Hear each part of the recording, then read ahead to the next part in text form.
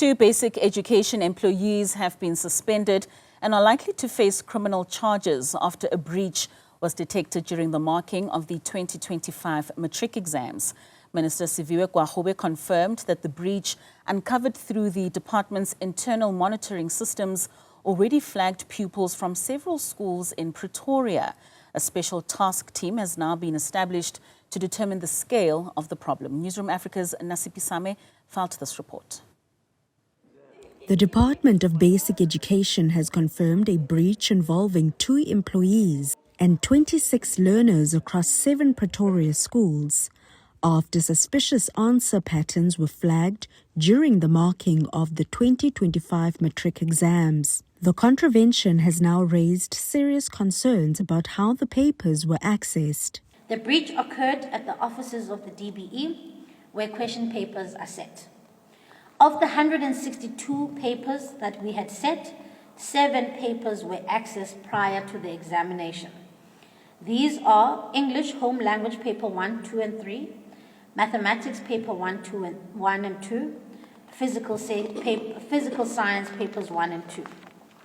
These papers were shared via a USB storage device.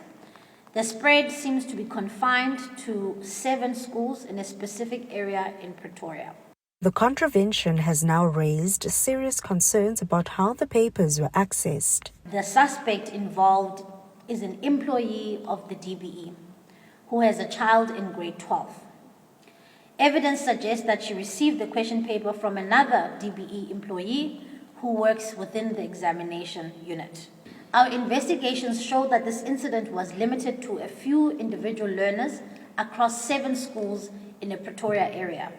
There's no evidence of systemic, widespread breaches, and as such, we don't expect this to affect the credibility of the NSC.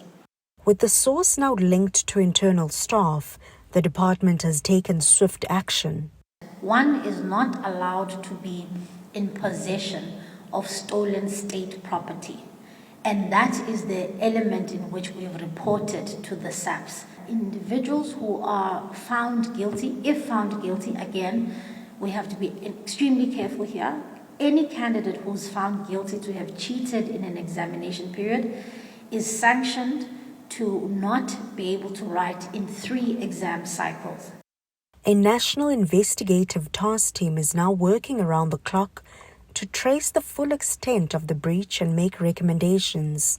Interview of candidates will be one of the things we do. Interview of invigilators as well, because we also would want to know whether our invigilators actually followed all the protocols with regards to the administration of the examination as stipulated. So there would be that, and there would be statistical analysis of the scripts where we compare analysis. We do a comparative analysis across question papers for the same candidates for that school over the years and for that particular subject over the years, because that will also indicate to us if there's an anomalous pattern in terms of performance. Minister Gwarube says she expects the probe to move quickly. A preliminary report will be provided to the National Examination Irregularities Committee on the 29th of December, and the final report will be submitted to both myself as the minister and Umalusi on the 31st of December this year. Despite the breach, the department says the credibility of the matric results remain intact and they are still scheduled for release in early January. For Newzroom Afrika on Channel 405, I'm Nasipisame in Parliament.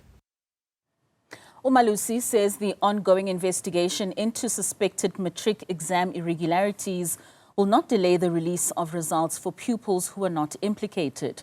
Umalusi says it's satisfied with the steps taken so far, including reporting the matter to the police and continuing investigations to determine the extent of that leak. The department is expected to present its full findings to Umalusi during the results approval meetings next year.